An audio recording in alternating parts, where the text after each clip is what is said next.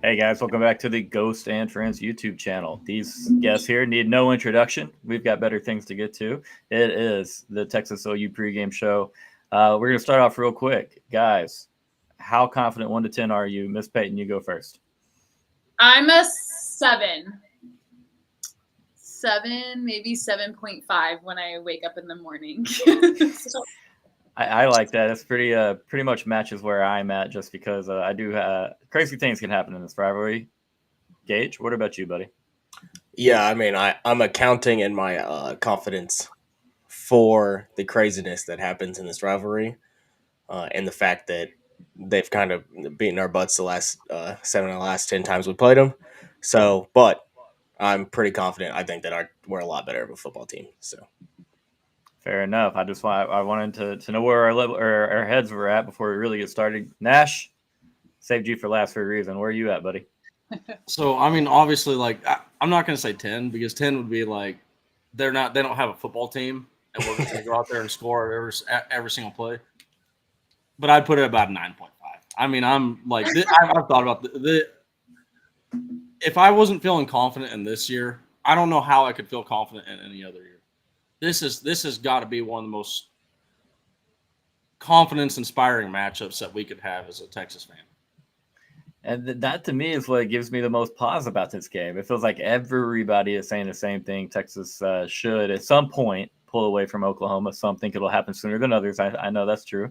But, yeah, that's the only thing that gives me some pause. I think just knowing Quinn, Sark, the O-line, and so much experience in this game for our offense, I'm at probably a 7.5 or an 8 with I'd go higher, but respect for the rivalry game, respect for the crazy things that have happened inside of the Cotton Bowl. I would take a 38-20 win and run with it, but it kind of would feel dirty to give up 20 points to this Oklahoma offense. 20 points. I mean, look, this Texas defense has given up 35 points all year long. Like it would feel really weird if we just gave up a lot of points. It would. Just the way everybody talks about this game right now, I would take a win even if it was 38-20, but then there would be a part of me that would be a little down about giving up 20. Always something to nitpick about.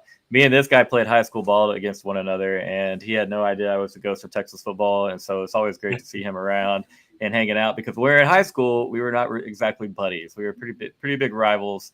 I think he hit a walk-off against us in high school on the baseball field. Hell of a baseball player. But thanks for being here, Bubba. But all right, guys, keys to the game real quick. I know it's going to be hard for a couple of you guys to do a keys for Oklahoma to win, but I'm going to ask you to do Oklahoma first. Keys for Oklahoma to win and a couple keys for Texas to win. Gage, you start us off, brother. I would say the keys for Oklahoma are turnovers, doing what they do, creating havoc on the defensive side of the ball, causing Quinn to get off to a slow start, getting off to a fast start, and then just kind of holding on for dear life. We know Quinn can get off to slow starts. I think it's a different Quinn now, but we know that he can get off to slow starts. And so I think that's OU's only promise is to get out to a fast start, cause a couple turnovers, kind of like last year's game plan, and then just kind of hold on for dear life in the second half and hope that Texas doesn't turn it on. But yeah, and then for Texas, it's playing discipline and it's playing clean. You do those two things, it's going to be hard for Oklahoma to beat you in any sort of fashion. They just can't create a lot of penalties and beat themselves. And I got toasted last year for saying Texas beat themselves last year. Immediately after the game, I was like, I mean, yeah, I'll give credit to OU, they beat us, but at the same time, Texas beat themselves. They put themselves in a huge hole. Then they had to play perfect. Then they didn't play perfect, and then they still almost won the game. So yeah, Texas has to play just clean. That's really all the key is just play clean and fresh and stress free. And I think last year's result is kind of refreshing in my mind. It sucks that we lost, obviously. Like, I never want to lose to OU, but I think it is in those guys' mind in the locker room coming in tomorrow. Like, they want revenge too, and I think it puts a chip on their shoulder. So I like our chances. Keith throw you to win, pay off all the rest and field 14 players on offense and 22 on defense. That's a great comment. Hey, I don't think I've ever I don't think I've seen my dad in the chat. So hey, thanks for being here, Dad. Appreciate that. Tim, what's up? What's up, Tim? But yeah,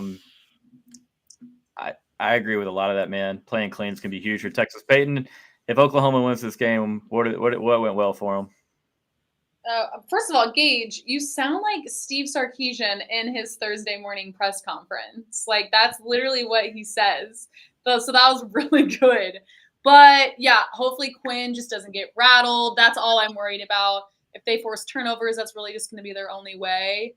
I mean, I know we always are like, oh, rivalry. But if we just shut them up quick, I really feel like they will crumble. And they'll be like, we knew it, you know? So I just hope we do that like in the first quarter and a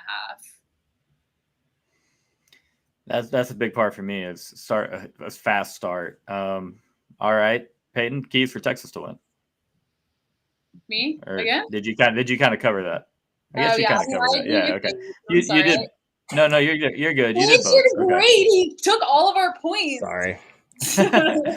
All right, Nash. Keys for Oklahoma to steal this game. Keys for Texas to do what they're supposed to do on the field, buddy. So I think Oklahoma's going to try and come out and do exactly what Michigan State did. because Texas looked like we kind of struggled, but to Gage's point about to borrow Gage's point about last year's Oklahoma game, really we only struggled in that game because we shot ourselves in the foot multiple times, whether it was through penalties or just turning over the football in bad spots. But I think that Oklahoma, they're going to come out there and they're going to try, because this has really been the way that you beat a Steve Sarkisian team is you go out there and you control the time of possession and you run the football. And I think that's what they're going to try to do. And also I do think they're going to try and come out with a hot start.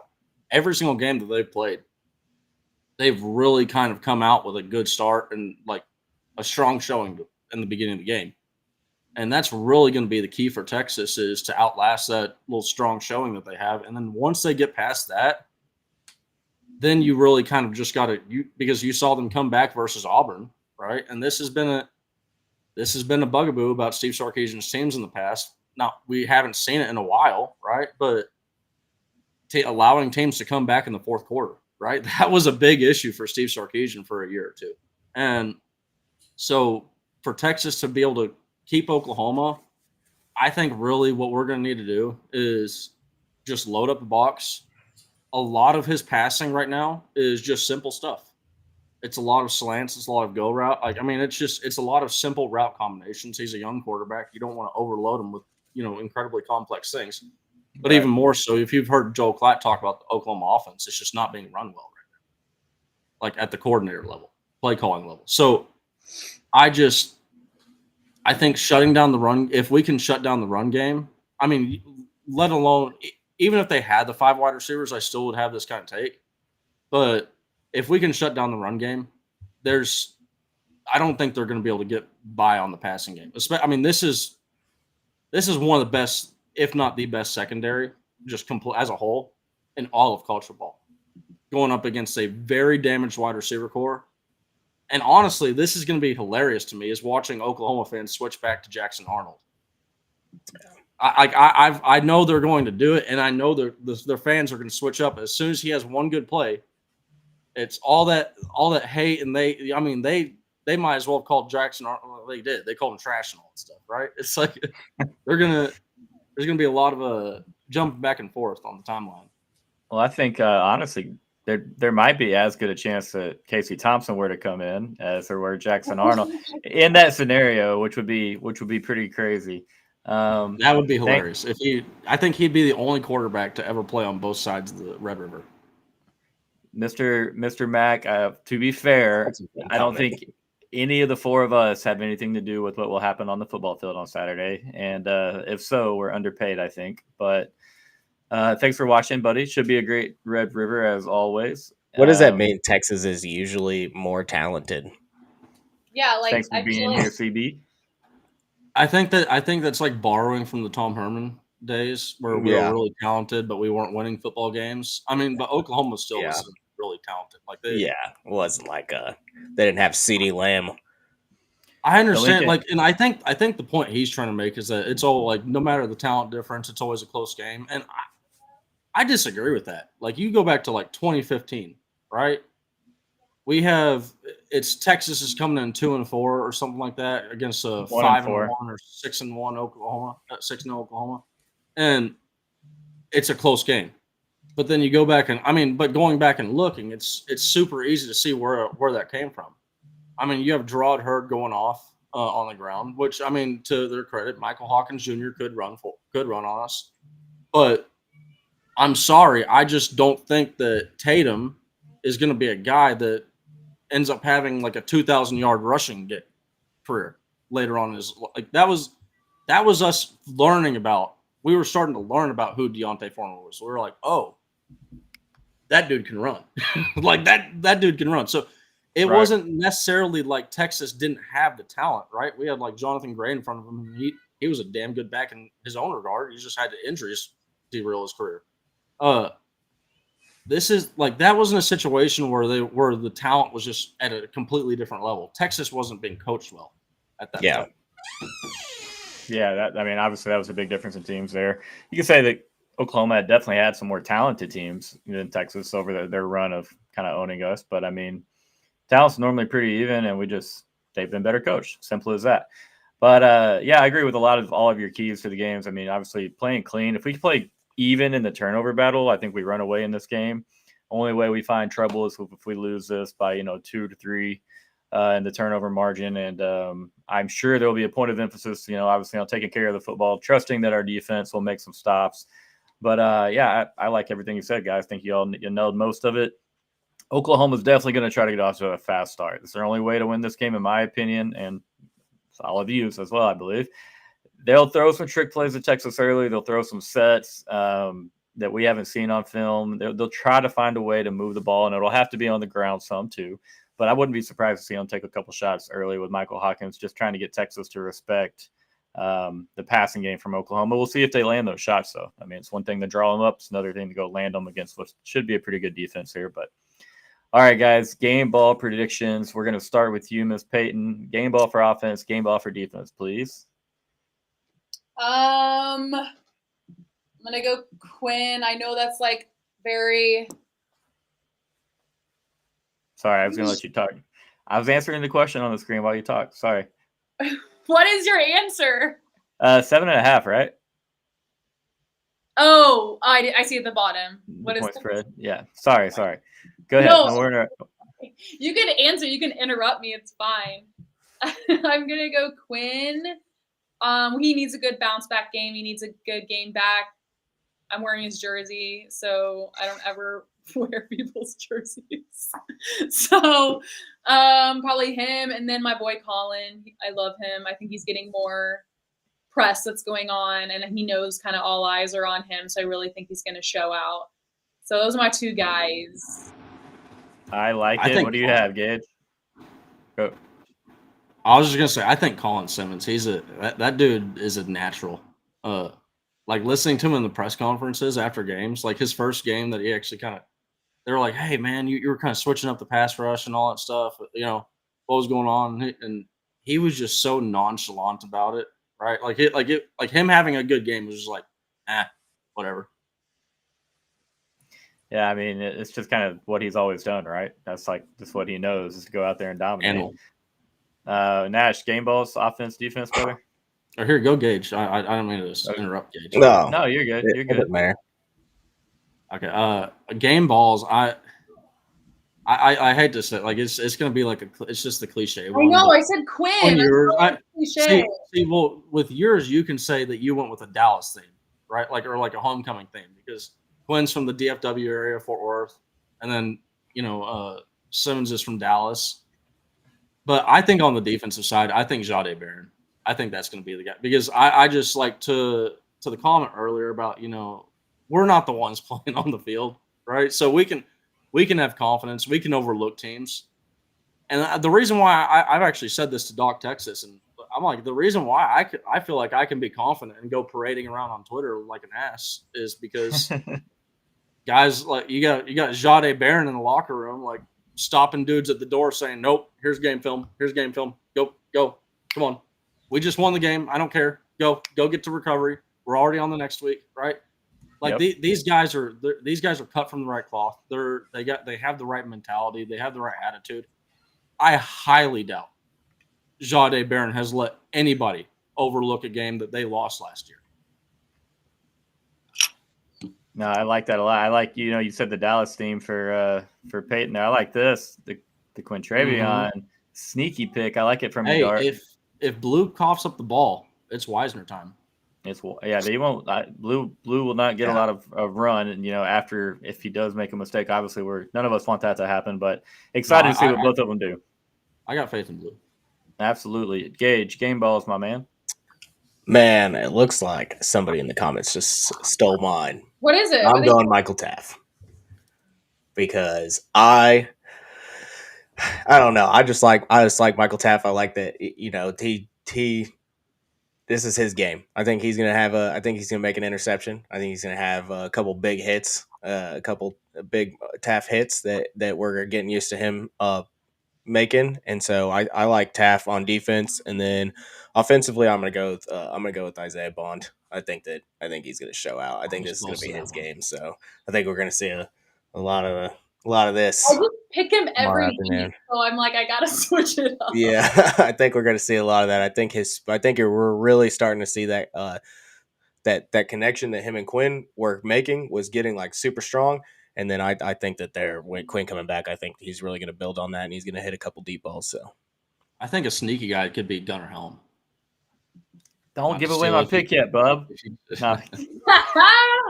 That's my offensive game ball. I think Gunnar will be a part of this. I'm giving Gunnar two scores tomorrow to get there. I don't think he'll have a crazy yardage day. Couple big plays. So I had a big play last year in the Oklahoma game. So I like that. You guys have Colin Simmons, Jade Barron, and then the mayor of Austin, Michael Taff. On defense, y'all left it open for me. I'm going to take Ant Hill, who should most likely be spying Michael Hawkins on 3/4 of snaps. Has a big chance to show the country, what he's about, because I assume they'll have a lot of one-on-one matchups there, because Hawkins is going to have to try to get out of that pocket and use his feet to keep plays going and also do his thing scrambling for yards, because he's been big with that. But, hey, I'm not going to disagree with this. What do you guys think? Vasic's, lately he's looked really, really good coming off the edge. I think Vasic, the thing about him, man, that dude, another animal on the football field. But I think he is I think he's actually one of the guys that they can I don't want to say he goes too hard, right? But he will when he's going after the quarterback, there's almost times where it almost looks like he loses just I don't want to say this in a negative light, right? Because this is as positive as you can get. This is as good as this is the only time that you could ever say this and really kind of have it as a compliment. It's almost like he loses control. He just sometimes he'll be rushing a passer, and then he'll kind of maybe where a guy might, at that point try and do a spin move or something like that. He's literally just gone so hard that his body starts to get off balance, and he just loses his footing a little bit because he's going that hard. But he's pushing against. I think that we have a very strong future in our pass rush. Absolutely, man. That's the thing, man. We've got so many names right here that are involved, and we used to just hope to have one guy on the edge that could hold up in either the run or provide pass rush. And now we have a plethora of guys out there that can do a number of things. So it's a lot of fun. It definitely is on tomorrow, man. Almost time. Yes. Yeah. What are we? We're 24 hours and 10 minutes away from kickoff. So it is coming. It is time. Thank you guys for all being here. If you like what you're watching so far, go like this video. Show my guests some love. They do a lot of pregame and postgame stuff with us. Nash is kind of new on the scene, getting in here. Appreciate him for taking time to do that as well. Y'all obviously go check out Nash's channel, Nash Talks Texas. Subscribe and like all of that. But moving forward. So I said Gunnar Helm, Anthony Hill. We got all our game ball predictions in. let's go ahead and get to score predictions. Whoever wants to go first, go ahead and let it rip. Go ahead, Peg. No, I've been first. Just because I'm a girl doesn't mean that I have to go first live. Like, I already gave my score prediction on Fox 4. I already know mine, so y'all can go first. I'll go. I'm good with that. I'm gonna go 31-9. Texas. I like that. Obviously. Sorry. Yeah, I was like, and Oklahoma doesn't. They don't generate much offense in your mind tomorrow. I haven't picked a team to score a touchdown all year, and I've only been wrong on like 2 of them. So, hey, I like that. I don't even think that's necessarily a bold take because Texas goes and plays good football tomorrow. It could be a score similar to that. Mr. Nash, what you got, brother? I mean, like I really don't want to predict a shutout, right? Like, I don't want to. Like, I really don't want to, but I actually think it's going to happen because this is one of those games where, like, it's similar to, like, really the year that we went 49-0. Really, we shut them out, right? But we didn't really shut. There was a lot of times that they could have kicked a field goal. They could have put points on the board just to get rid of the shutout. But, you know, it's the Red River. You're any chance that you have to come back, right? You try and score. And then they just never had another chance after that. I really want to, but I'm gonna hedge. And I'm gonna be a wimp, and I'm gonna say, like, I'll say 47-6. oh, boo! I wanted for you to say 47. I wanted 70-0. You don't think we don't get our A game tomorrow, huh? 48. That okay. I like that. Well, no, I was thinking 42 points and then 2 field goals on top of that. Bert's got to get some of them. I'm about to say I need to see my guy Bert doing something. I don't know. I gotta see that flow out there. Exactly. I was at EA. Add the hair. Have you seen him on EA? He's buzz cut like me. Like, what the hell? He's got the Quinn. That is not Bert. He's got to deal with Head and Shoulders coming. I told someone at a game, I don't remember who I was talking to, but the downside to having an offense is really, really good now, and it's effective in the red zone and scoring almost every trip to the red zone. We don't see Bert anymore, and that's okay. I mean, we get him obviously for the extra point. It's just not, really as dramatic as a field goal, obviously. But yeah, best here in D1 for sure. I love Bert. What a guy. The day he is not our kicker anymore will be a very, very sad day in my world. But hey, we've had a run on kickers. We really have, man, for a while. Miss Peyton, I haven't heard your score prediction yet. Or did you say you can't give it? Or I just did it on Fox 4 last night. Okay. So, but I've stuck to it. And I know I'm giving OU 2 touchdowns. Don't hate me. I'm going 35-14, closer than we think. But Gage just said I'm out. Yeah. He's like, I hate that prediction. But whatever. I've already wrong with it. I've already said, all right, we're done. 35 2 touchdowns. When it happens, but yet we still win, text me. Like, hey, my score is going to be my score is going to be closer than that. So yeah, I'm saying 35-14, the good guys. Gage is done rage screaming over your score now. He's back. Where's the hole, Gage? We need to show us the hole. What happened?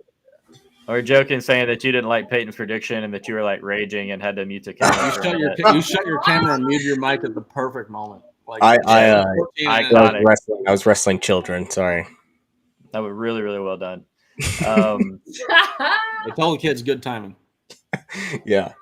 I'm not going to completely rule out the chance that OU kind of has a solid start to this game. I know they're going to be very fired up. Obviously, both teams will be.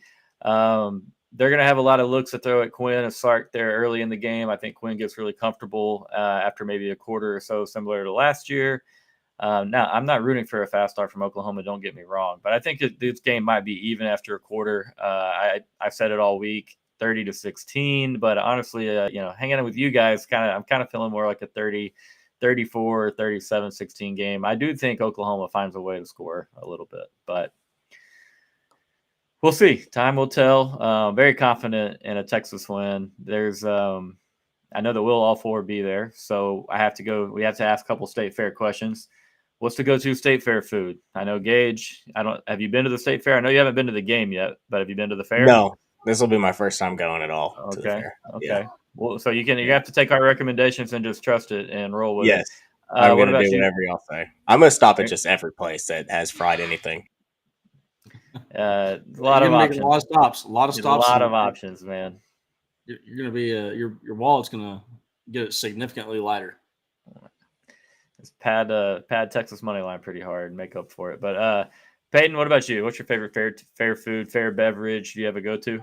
I mean, okay, so well, first of all, the fact that the game is a 2:30 game tomorrow is terrifying for like fans because that just gives us more time to like eat and consume. Get drunk.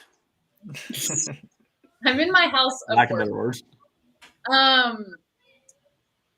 But obviously I'm gonna get a corn dog. Duh. Fletcher's with Dijon mustard. Duh. Already scoped out. Wait, why are you shaking your head?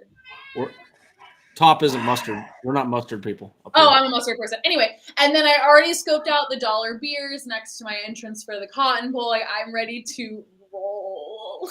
I can appreciate a woman with a plan. Well, I have a plan. I'd appreciate take- that Go ahead. dollar beer or the intel on the dollar beers. Share your location, please, so that we can find that sand. They kind of switch it up every year, and so I'm like, I like everything about it, but you gotta take this mustard and just toss it in the trash. One of the many trash receptacles. No, I drink mustard like by itself. Like, all right, you do you. That is not a world I'm ever gonna live in. But what about you, Nash? I kind of already talked about it with the Emily Taylor when you had Emily Taylor on, but little they had these little, it's a maple bread pudding bites, fried bread pudding bites. Yeah. Those things were the bomb. Best thing I've ever had. Like literally best thing I've ever had. So definitely gonna be getting that. Ghost, I know I'm kind of breaking your rule. Got that last year when we lost the game. After we lost, don't care. They're that good. I'm gonna go back and get some. But yeah, and then to drink, literally anything that doesn't make me pinch my face, and I'm good. if I enjoy it, I'm drinking it. I'm gonna go full newsy on you, meteorologist. It's gonna be 95 degrees tomorrow, so everyone drink your beer. Drink your H2O and drink your water. I have been drinking a lot of water, so we are passing the Tom Herman Peach Arch right now. But there we go. That's important, man. It's sad that every time I pee, I think about that man. Really weird comment to say out loud, but yeah, I mean, a lot of good options up there. I can't wait to get up there and try something new because I cannot have the chicken and waffles that I got to enjoy the last 2 years because, as Nash said, I will not have food that I had the year before if we lost that game. So long, chicken and waffles. We had a really good run there for breakfast. It was chicken and waffles and corn dog. Corn dogs are always included in there, but I'm gonna have to try something new as far as for breakfast or mid breakfast. So we got a lot more time. I haven't gone to a Texas OU 2:30 kickoff in a long time. Not really sure how it's all going to go as far as the game plan. Have time for extra meals. Gage, you're in for a treat, man. Is there like have you seen anything that you want to try? Has anyone told you about anything? Have you heard anything here that just sounds good? Oh yeah. Yeah! This is awful. That's how it's going right now. Tell Rogan to come hop on. Gage. Come here, Rogan. Tell Rogan to hop on. I want to talk to Rogue. Yeah. Hey, Rogan. What's up, man? Can you say Hokum? I'm gone.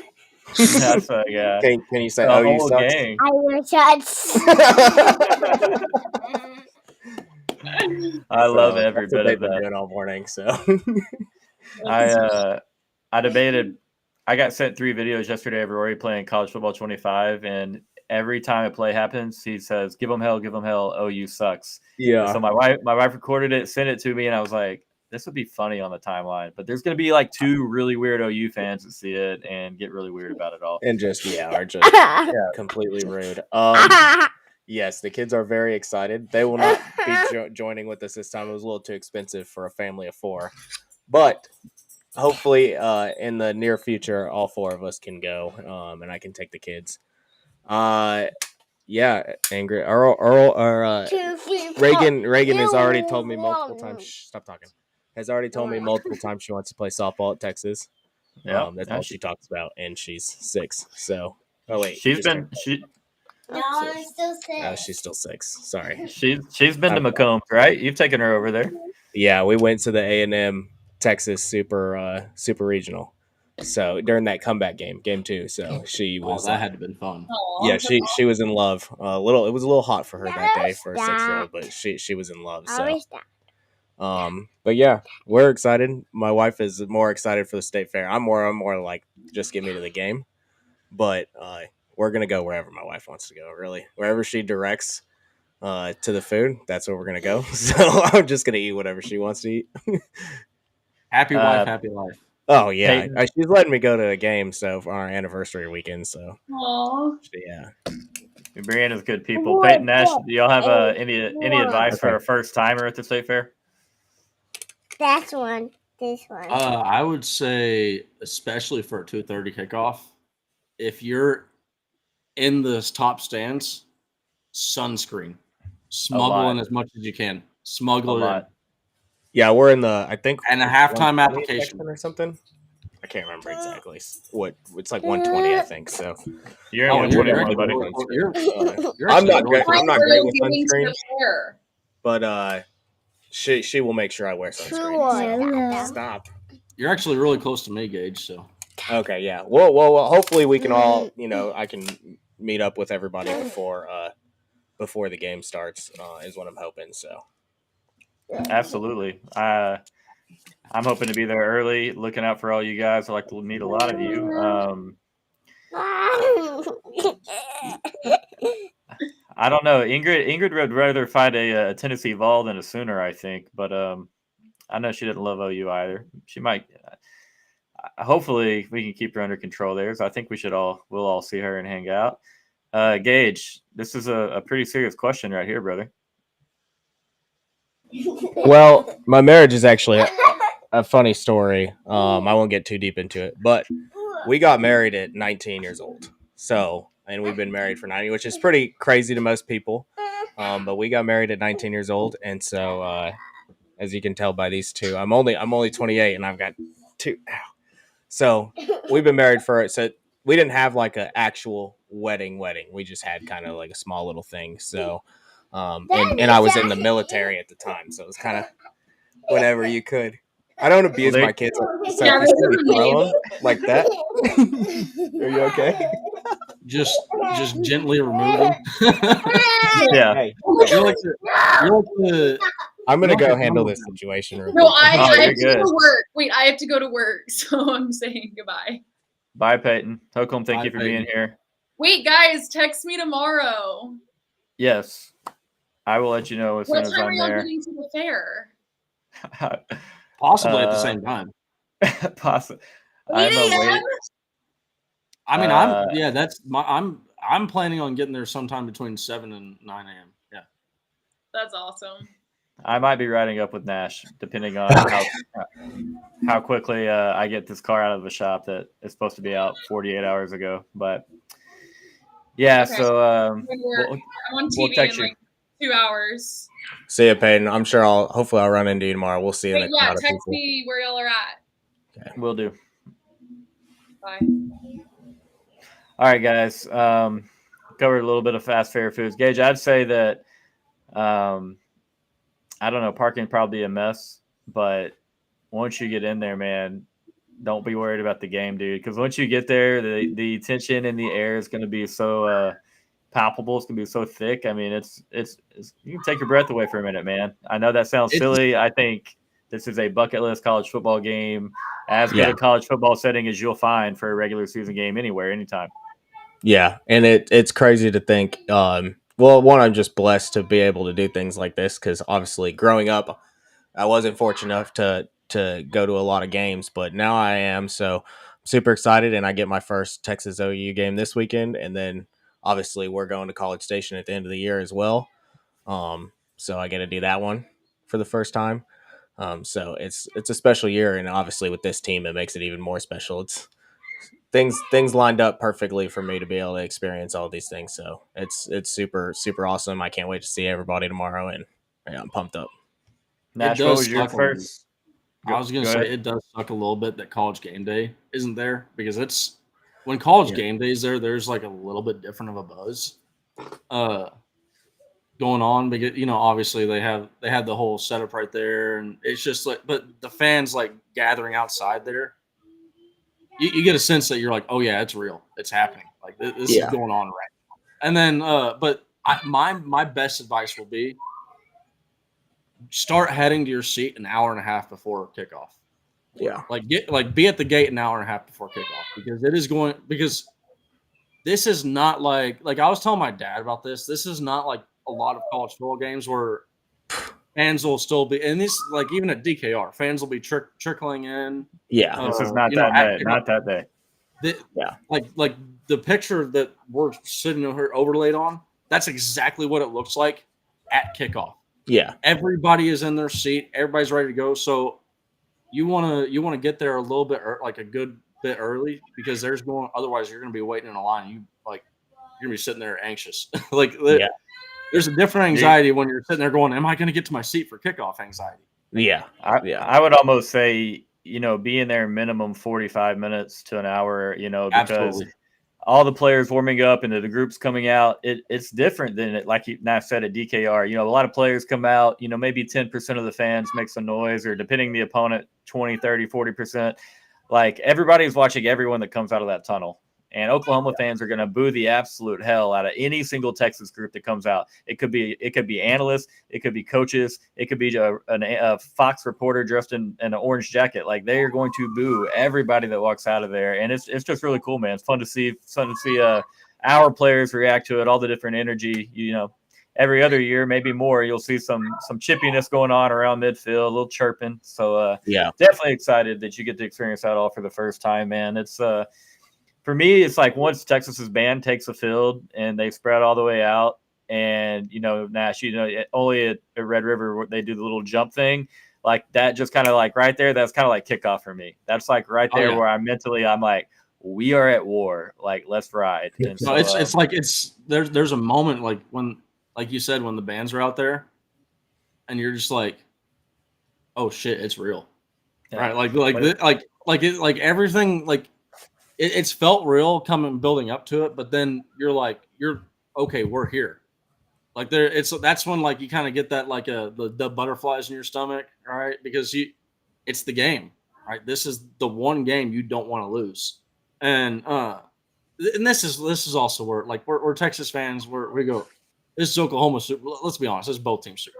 Okay? Yeah. You don't want to lose this game, right? Yeah. Right. Now, what makes losing this game easier is if you make it to the college football playoff or you win in that. Like when you get these goals later on down the road, yeah, that helps make this easier. But you still want to win this game no matter what. Also, anybody that's out there, I just want to let you know, this is like the one game where if you bought a ticket and you're a Longhorn fan and you're on the red half, just get up out of your seat and go over to the other half of the field, right? No one's going to care. No one's going to cost you for sitting in the wrong section. They would rather you come over to where our fans are, right, and come be with because you can see in this, like in the picture, and that happens. I remember I had a Sooner guy, and he was a cool dude and all, but as soon as he left, I was like, hey, this feels a lot better, right? Because it's like, you don't have to. You feel like you got a little bit of that's one of the cool things about this is there's usually no fans from the other team around you, so you don't feel like there's the barrier of okay, maybe I want to be a little bit respectful and not jumping in somebody's face or whatever, right? Not being just overly boisterous, right. This game is it's completely different. Everybody's a Longhorn fan. You just want to talk as much crap. I actually remember last game I had some people that had some kids that were a little bit older than yours, Gage. Yeah. And I let an F-bomb fly, and I'm like, oh, I'm sorry. And they're like, the dad was like, look, dude, I already told him you're going to hear some stuff that you should never repeat. Let it fly. That's how it's going to be in this game, man. Real quick, shout out to Robert, who's really has comment here. Sooners fan here saying respect to UT on building a terrific team, showing the SEC you ain't ducking anyone. I hope my team at least plays really well, competitive. But again, congrats on a great team. Yeah, you know what I mean. Like we have a lot of fun trash talking and hating on each other, man. But at the same time, Texas and Oklahoma being good and national, being good on the national scale, it helps this game so much. And I would. Part of me, I hope we get a classic classic Red River shootout strictly so we can show the SEC what it's all about. But at the same time, Robert, I need us to have a sweat-free game in this one. But best of luck to your Sooners. Hey, Two Broke, glad to see you back again, my man. Thanks for checking in. But yeah, I think that Nash, what you said, the tickets on the Oklahoma side definitely got a lot cheaper throughout the week than on the Texas end, and so I'm sure there will be some Texas fans that are sitting down there, and that's I'm not even knocking Oklahoma fans. I mean, there are a lot of folks right now they're really struggling to have a lot of belief in this particular game because of the injury report, how that offense has looked and everything. I'm not saying that's why they gave up tickets. You never know, but. Good point, Nash. There will probably be some Texas fans stuck over there. Just come on to the good side. And that's a point that kind of goes for both teams. I mean, I had my own situation that I almost had to sell my ticket last few weeks. But so you never know what the whole situation is for somebody, how the ticket ended up getting into their hands or whatever. But I will say to Robert's comment, man, hey, I know I'm known for loving to talk shit about Oklahoma, right? But the best game that I have ever been to was 2018. Like, just best game. I mean, if the Bama outcome had been different, if a couple calls had been different, then that's obviously going to be the best game that I've ever been to. But the 2018 year, like, I love the 49-0 year. I love it, right? I loved it. It was awesome. It was amazing having that point where you're like, okay, we're not losing this game. Right? It doesn't matter what happens. Like once you get to that point, it doesn't. And to kind of was one of the things that made me hold off on that for so long was this year, 2018. We're up 21 points. I remember thinking like, we're good, we won, right? And then Oklahoma comes back, and it's like, oh crap. Those close games, those will like the instant classic games. Those are the best games at the Red River Rivalry. Red River Shootout, I should say. But it's like I would much rather prefer those games than just an absolute blowout. But I will never deny a blowout. Yeah, I mean, it's just hard because you're like, what those games entail. Like 4 hours of just nauseating anxiety and stress. And, but at the end of the day, you're like, wow, what a rush, what a feeling. That was a magical college football game. So yeah, I mean, I want this game to live up to the hype as far as from the SEC and all of what we have said about the Red River Shootout and what it means to the college football landscape. And, but yeah, like you said, Nash, never going to turn down the blowout, my man. Never going to be a thing in this world. I like Texas' chances, and it's got to feel good for us. Even losing 11 of the last 15, that everybody does expect Texas to win. That means Texas is obviously doing a lot of things right. At the same time, maybe Oklahoma is struggling a little bit. But hey, Nash, and I'm not going to ask you to say anything too nice here, but did you think Oklahoma would be 4-1 at this point of the schedule? And what do you think about the Sooners going forward in this season? I didn't. Well, yes and no. I always saw the Auburn game as like, for me, the Auburn game was one of those games where they had to win that, because if you lose that game, that's where the locker room I think starts to fall apart a little bit, or that's where the cracks start to form in the locker room, because that's what happens to these types of teams when they have these bad seasons after being really good. Cracks will start to form over time, and I just think that Auburn game, man, it was, if they had won that game, if they had lost that game, their like chances of bowl eligibility are lesser than they are more, if that makes sense. I don't know. I that's one of the games I saw going both ways. but it's going to be a hard road for Oklahoma the rest of the way through. Now, there's been some of the teams that don't look as good as we thought they might have been, like in Alabama. But still, Oklahoma is not like I watched that game. I cut that game up every play. That was not good. And for Oklahoma fans that want to say like Sooner Magic and all that stuff, yes, it needed direct aim. I'm trying to dance around it. Look, This is good. they're right wanting here. to say Sooner Magic, right? I don't know if Michael Hawkins is out there missing field goals for Auburn, or if Peyton Thorne's making some of the most terrible decisions I've ever seen from a quarterback in the NCAA. So it's one of those. It's hard. Here, 1 second. Sorry. No, you're great, man. What about you, Gage? Well, I actually thought Oklahoma was a little bit better than they've shown so far. So I'm a little surprised on how lackluster they are, and like I guess you can attribute some of those to injuries. So, but we'll say that. Yeah, I thought they would have lost to Auburn last week. I think 2 weeks ago. I think they should have lost to Auburn 2 weeks ago. 4-1's all right with their schedule, but like beating Temple and Houston isn't really, all that great. I think the rest of the year is going to be really, really hard. I can see them getting probably to 7 wins, which in reality, like we talked about before the season, like with this schedule, 7 wins is probably a decent season for Oklahoma considering where they're at. Where we thought they were at roster construction wise. But to get 7 wins for Oklahoma, especially with the injury reports that have come out and stuff like that, like, yeah, 7 wins is still, I think it's a pretty good season for Oklahoma and where they're at. Obviously, Oklahoma fans are not going to feel that way, rightfully so. I don't think any time in our history either have we been okay with a 7-win season, no matter what the talent looked like on the paper.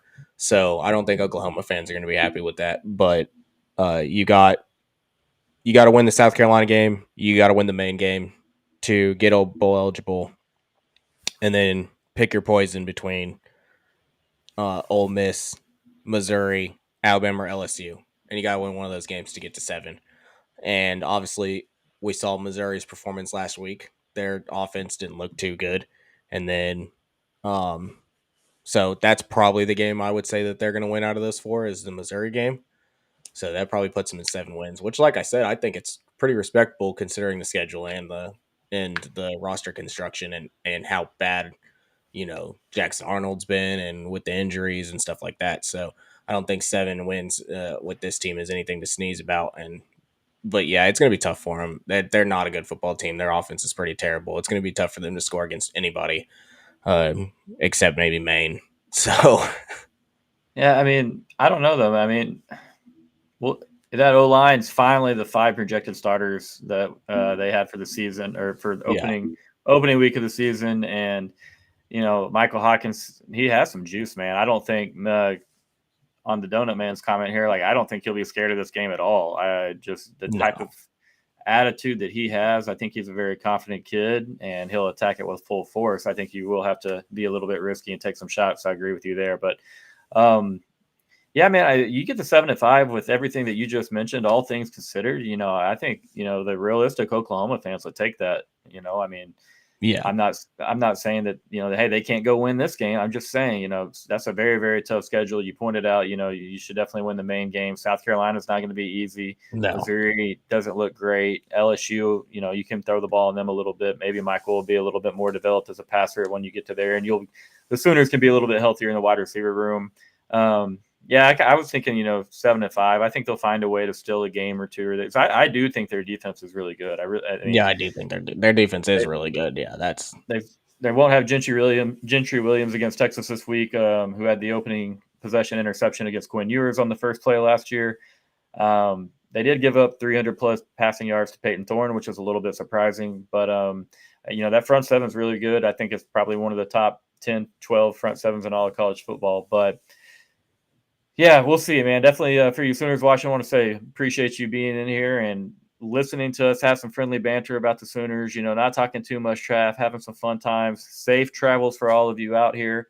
If you enjoyed the video, man, throw a like here for us, even though it might be hard for you Sooners to do. But most importantly, guys, Oklahoma's a huge part of the rivalry. The success that the Oklahoma football program has had over time helps make the Red River Shootout exactly what it is. And so, we love to hate on the Sooners and pick fun at them, and have as minimal empathy towards their wide receiver injuries as possible. But at the same time, you guys get healthy, man. Keep doing things. Maybe you never know.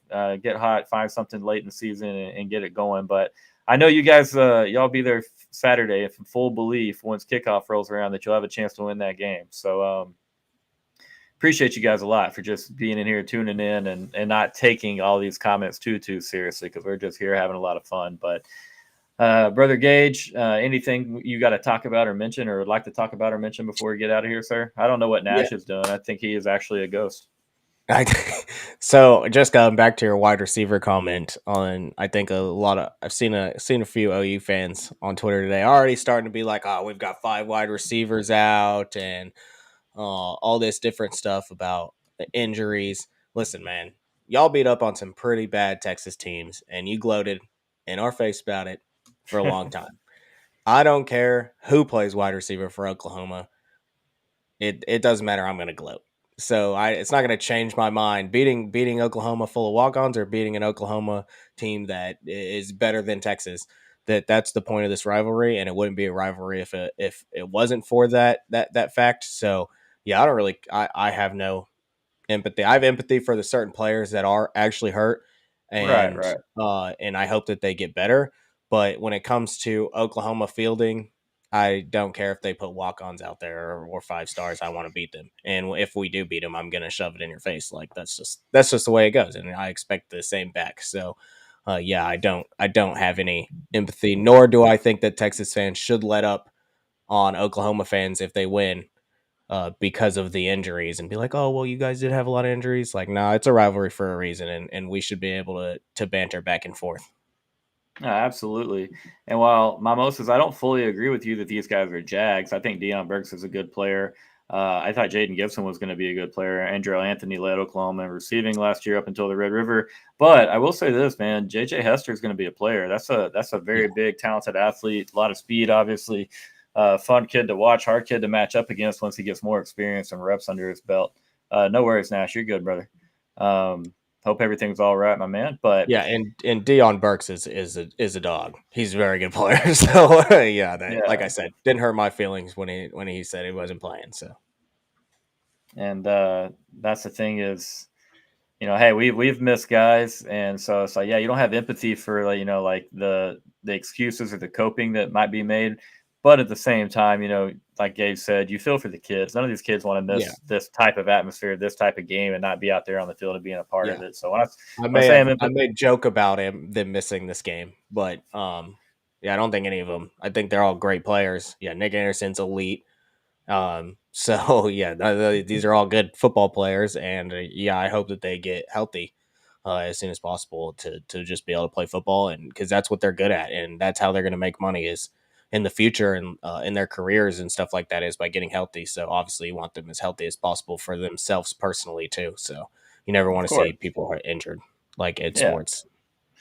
They're all people underneath the uniforms and whatnot, even if they're Sooners. I think Adrian Peterson's one of my favorite athletes of all time, even though it kind of felt dirty rooting for the guy. But all right, we're going to let you guys get out of here. We talk about A&M a little bit if they had a game. Obviously, Texas and Oklahoma play each other. I guess real quick, any other games in the SEC you have your eye on this week, Gage?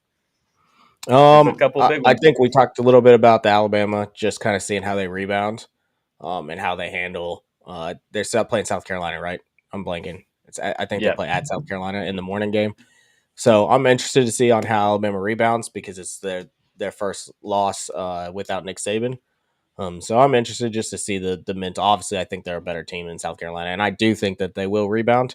But I am interested to see how that happens and how they rebound in that game. So that'll probably be one of the games I'm clued into. Does Georgia play this week? Because if Georgia does, I'll probably stay. Georgia plays. Who do you have in that game? Who do you have in LSU and Ole Miss? I play Mississippi State. I probably Ole Miss just because I don't trust LSU's defense. I've said from pretty much the beginning I don't trust LSU's defense. So Ole Miss I think has a little bit better defense. Ole Miss is so shaky though, like from week to week. But their defense has shown to be good pretty much throughout the season so far.